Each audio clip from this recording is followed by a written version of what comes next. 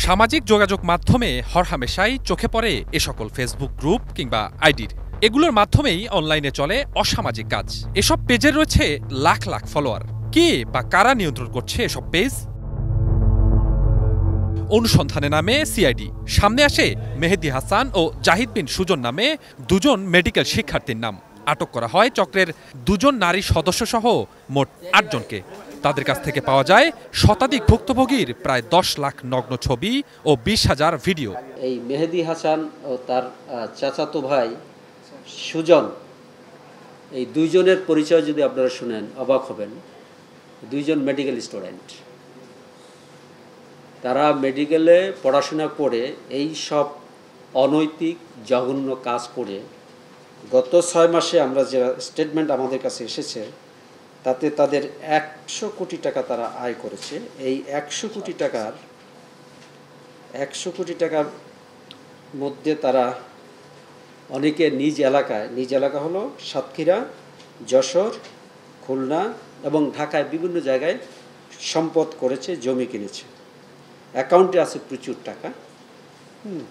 এরা যে service provide করে থাকে, এই কাগজটা আপনাদের কাছে আছে। এদের আইডেন্টিফায়ার নাম্বারগুলো হলো যেমন জনস্বার্থে আমরা, দেশি pompom, Hasib and silk trusted agency, direct deci video, Dhaka real service centre.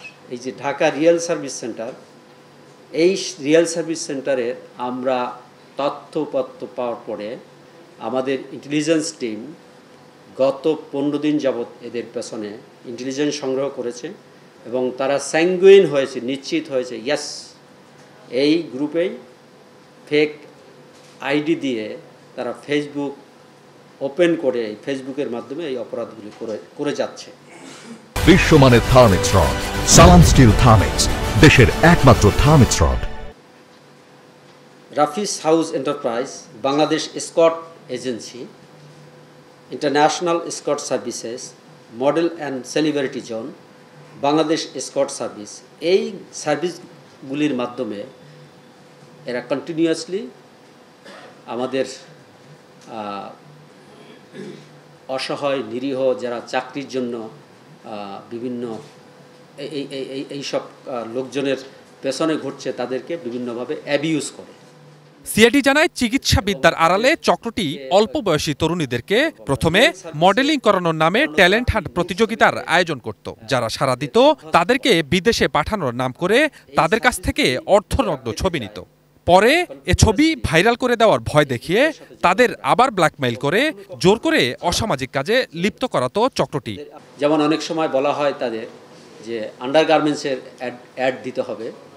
তো এইগুলি যখন বলা হয়, অনেকে যারা নিতান্ত গরিব তারা কিন্তু এই বিপদে পা দিয়ে ফেলে।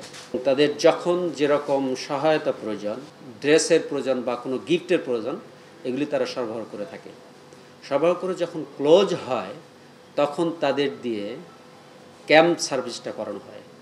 ক্যাম্প সার্ভিস, তারপরে আরেকটা শব্দ হলো রিয়েল সার্ভিস। এ বিষয় তো আপনারা জানেন।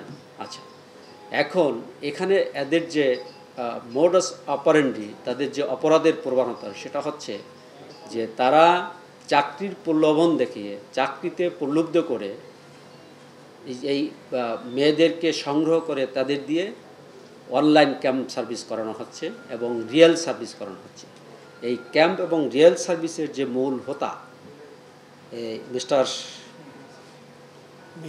মেহেদী হাসান, এই মেহেদী হাসানকে আমরা গ্রেফতার করতে সক্ষম হয়েছি। দেশ ও বিদেশে চক্রটির রয়েছে শক্তিশালী নেটওয়ার্ক। এরা প্রায় ৭ বছর ধরে এ কাজে জড়িত রয়েছে। Swapan Ahmed, ATN news, Dhaka. মাথা একটা উঁচু করে না।